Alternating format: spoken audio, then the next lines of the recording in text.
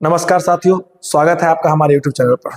साथियों, जैसा कि आपको पता है कि हम प्रतिदिन टॉप 20 प्रश्न लेके आते हैं जो कि सभी प्रतियोगी परीक्षाओं के लिए समान दृष्टिकोण से क्या है, उपयोगी है। चाहे परीक्षा एसएससी का हो, रेलवे का हो, टीचिंग जॉब्स हो, स्टेट लेवल एग्जाम हो, बीएसएससी हो, यहाँ तक कि बीपीएससी के प्री तक, यह हमारा सेशन क्या है, उपयोगी है। भारत में होने वाली जितने भी एक दिवसीय परीक्षा है, इसके लिए हमारा यह सेशन महत्वपूर्ण है। आज से आपको रेलवे ग्रुप डी का मैथ का जो सेशन है वो भी देखने को लाइव मिलेगा। इसके टाइम की जानकारी आपको टेलीग्राम के माध्यम से दे दी जाएगी। आगे आइए, आज का पहला प्रश्न है कि भारतीय संगीत का जनक किस वेद को कहते हैं। तो आपको पता है कि वेद कितने हैं? 4। पहला है आपका ऋग्वेद, फिर है आपका सामवेद, फिर है यजुर्वेद और उसके बाद है आपका अथर्ववेद।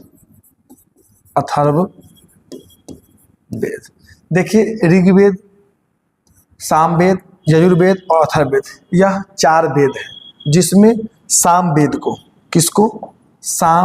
को भारतीय संगीत का जनक कहा जाता है।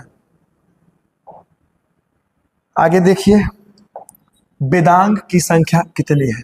तो वेदों का अर्थ समझने के लिए, किस लिए भाई?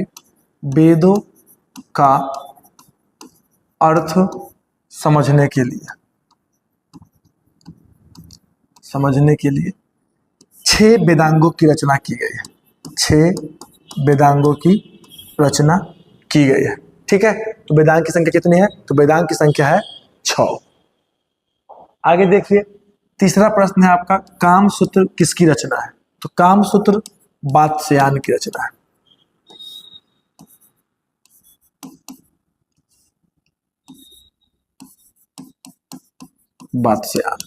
वात्स्यायन की रचना कौन है? तो कामसूत्र।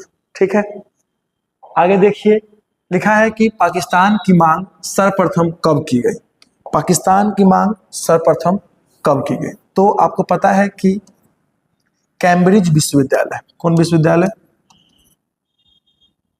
कैम्ब्रिज जो विश्वविद्यालय है, इसके एक छात्र हुआ करते थे। छात्र का नाम है आपको चौधरी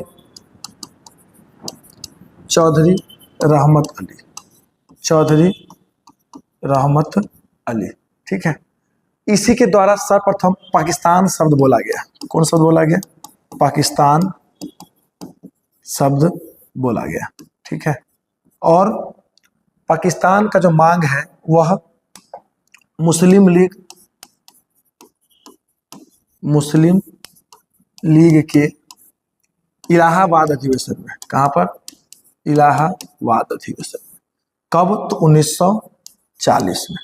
ठीक है, मुस्लिम लीग के इलाहाबाद अधिवेशन में इसको क्या किया गया? सर्वप्रथम पाकिस्तान का मांग किया गया। आगे देखेंगे आप, झावेरी बहने का संबंध किस नृत्य से। तो आप जानते हैं कि एक नृत्य है मणिपुरी। कौन है जी? मणिपुरी। तो मणिपुरी नृत्य से संबंध है किसका? झावेरी बहने का। 4 बहन है ये। ठीक है, और चारों जो है सो मणिपुरी नृत्य के लिए जानी जाती है। प्रथम महिला तुर्क शासिका कौन थी? तो प्रथम महिला तुर्क शासिका, आप जानते हैं कि गुलाम वंश के शासक थे आपके इल्तुतमिश। ठीक है, और इल्तुतमिश की बेटी रजिया सुल्तान। कौन? रजिया सुल्तान। ठीक है, यह क्या थी? यह आपको प्रथम तुर्क महिला शासिका थी। गुलाम वंश का स्थापना 1206 में कुतुबुद्दीन ऐबक के द्वारा किया गया। ठीक है, ऐबक के बाद उसका गुलाम इल्तुतमिश शासक बना। इसके बाद जो है इल्तुतमिश का बेटा बना और कुछ दिन के बाद रजिया सुल्तान वहां की शासिका बन गई। दिल्ली सल्तनत का बात यह चल रहा है। आगे देखेंगे, नागरिकता भारतीय संविधान के किस भाग में? तो आपको पता है नागरिकता भारतीय संविधान में ब्रिटेन के संविधान से लिया गया है। कहाँ से लिया गया है? ब्रिटेन के संविधान से। यह अनुच्छेद 5 से 11 तक है, ठीक है, और भाग 2 में वर्णित है। तो नागरिकता कहाँ से लिया गया है? तो नागरिकता लिया गया है आपका ब्रिटेन से। यह भाग 2 में वर्णित है और अनुच्छेद 5 से लेकर 11 तक इसकी चर्चा भारतीय संविधान में की गई है। आगे देखिए, लाल ग्रह, लाल ग्रह के नाम से किसको जानते हैं? तो लाल ग्रह आपका कौन है? तो लाल ग्रह है मंगल, ठीक है, मंगल। वैसे ही नीला ग्रह, नीला ग्रह कौन है? तो पृथ्वी है आपका, ठीक है। फिर बात करते हैं हरा ग्रह का। हरा ग्रह तो कौन है? वरुण है, ठीक। आगे देखेंगे आप चमकीला ग्रह, चमकीला ग्रह, तो चमकीला ग्रह आपको शुक्र है, ठीक है। लाल ग्रह मंगल, नीला ग्रह पृथ्वी, चमकीला ग्रह शुक्र है, ठीक। आगे देखिए, बिहार का शोक किस नदी को कहते हैं? बिहार का शोक कोसी नदी को कहते हैं। किसको कहते हैं? कोसी। कोसी नदी में जल स्तर के बढ़ जाने से उत्तर बिहार पूरा बाढ़ के चपेट में आ जाता है, जिससे बहुत जान माल की हानि होती है। इसी कारणवश जो बिहार का शोक है वो हम लोग कोसी नदी को कहते हैं। ठीक इसी प्रकार आप देखेंगे तो पाएंगे बंगाल का शोक। कहाँ का शोक? बंगाल का शोक, ठीक है। दूसरा है असम का शोक, असम का शोक, ठीक है। फिर बिहार का शोक, बिहार का शोक। फिर है तुम्हारा चीन का शोक, चीन का शोक, ठीक।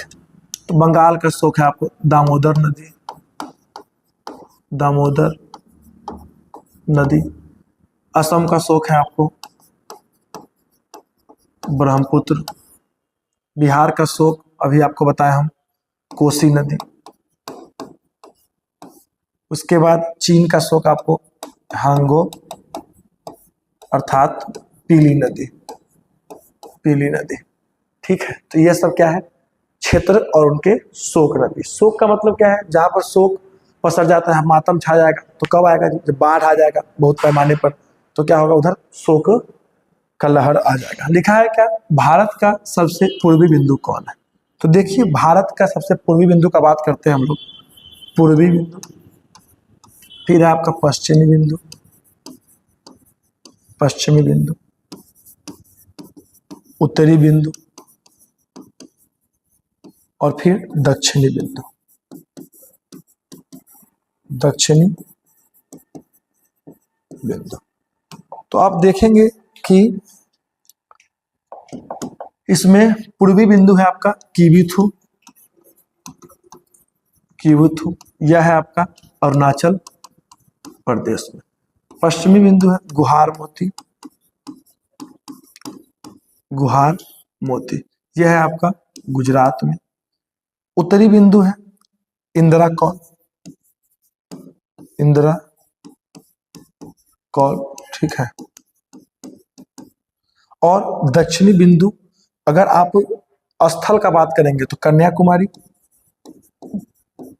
कन्याकुमारी, ठीक है। ये क्या है? स्थल का बात करने के बाद का बात है। लेकिन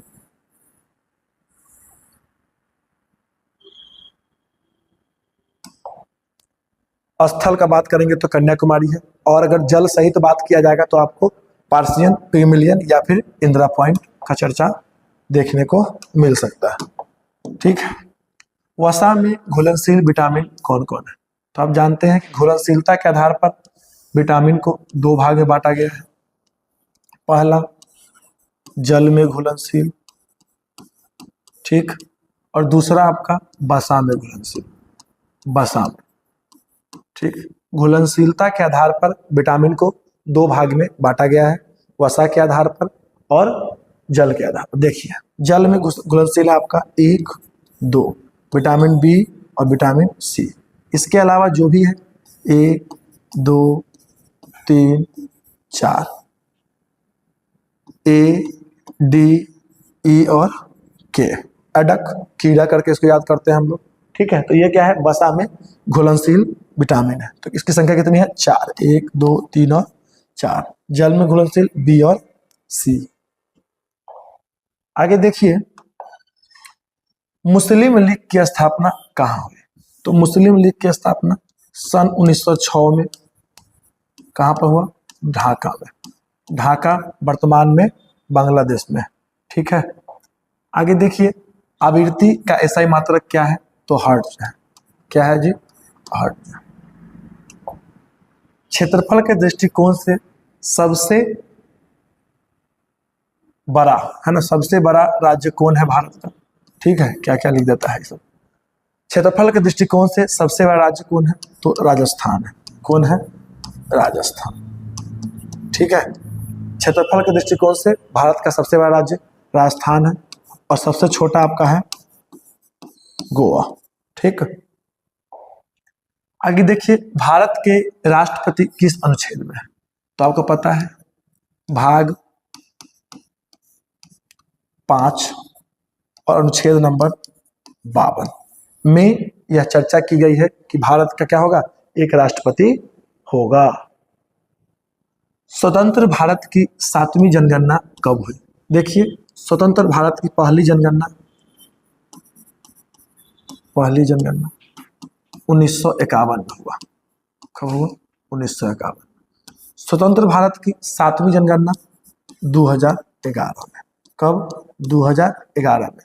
और क्रम देखा जाए इसका तो यह 15वां नंबर का है। कितना नंबर का है, 15वां नंबर का। लेकिन आज़ादी के बाद 7वां, और ठीक जो क्रम देखा जाएगा तो क्रम 15वां जनगणना है। आगे देखिए, पहले प्रधानमंत्री जिन्हें भारत रत्न मिला, कब, जवाहरलाल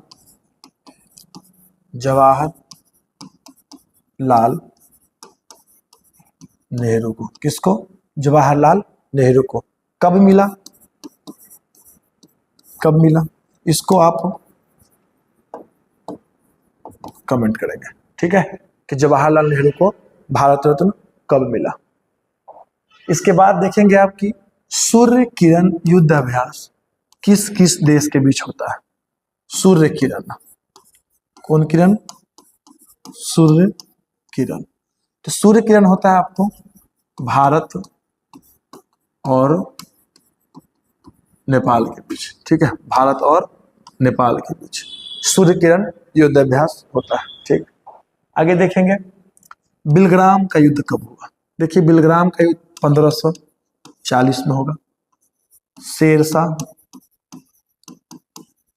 और हुमायूं के बीच, ठीक है।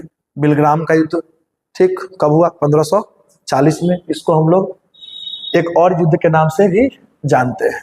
सिख धर्म के 9वें गुरु कौन थे? तो आपको पता है कि सिख धर्म के पहले गुरु